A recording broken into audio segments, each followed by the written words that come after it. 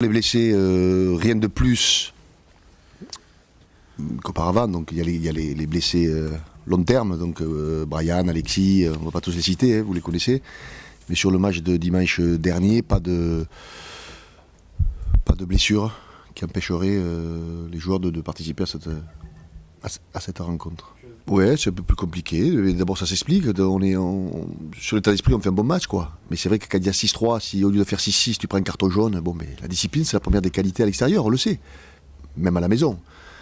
Et que là, face à des équipes aussi solides que le Racing, tu peux pas te permettre de jouer à 14 pendant 10 minutes. Tu le payes au prix fort. La preuve, un essai, une pénalité, 8 points, alors qu'au lieu d'avoir 6-6, au bout des 10 minutes du carton jaune, tu te retrouves à 14-3. C'est plus le même match. Et après, notre carence en touche, qui n'est pas due à l'extérieur ou à la maison, mais sur ce match-là, c'est une grosse carence en touche. On négocie mal 13 ballons sur 20, ou que l'on perd ou que l'on tape dans notre cas, mais qui ne sont pas des bons ballons à jouer. Donc la carence en touche, ce jour-là, elle nous pénalise, ça c'est sûr. Entre le carton jaune et certainement des mauvais choix en touche, des mauvaises annonces, parce qu'ils avaient deux très bons sauteurs, on les avait identifiés, qui étaient Kruger et Batut.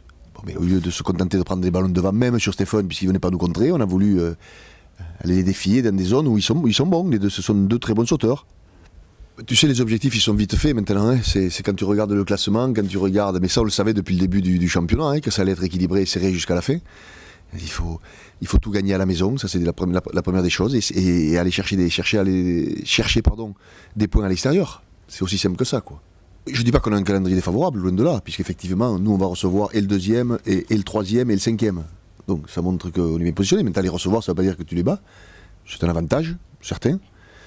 Et après, effectivement, il y a possibilité d'aller chercher des points. Mais en fait, tu sais, c'est des équipes à notre portée. Quand tu vois que Bayonne bat assez facilement Toulouse, bon, mais on le savait, ça, avant le truc. On le dit, on le redit, hein, il n'y aura pas de match facile. Quand tu regardes les résultats, personne ne lâche, personne ne lâchera, parce que soit il joue une place d'Alessis, soit il joue le maintien. Bon, voilà. C'était le cas de Perpignan au Stade Français. Et tout le monde va s'accrocher, quoi. Il y aura pas de... Tu peux pas dire, oui, c'est sûr que j'ai gagné le match. Ça n'existera pas. Je répète, on a un calendrier assez favorable, entre guillemets, mais ça suffit pas. C'est une bonne chose. Maintenant, il faut concrétiser sur le terrain.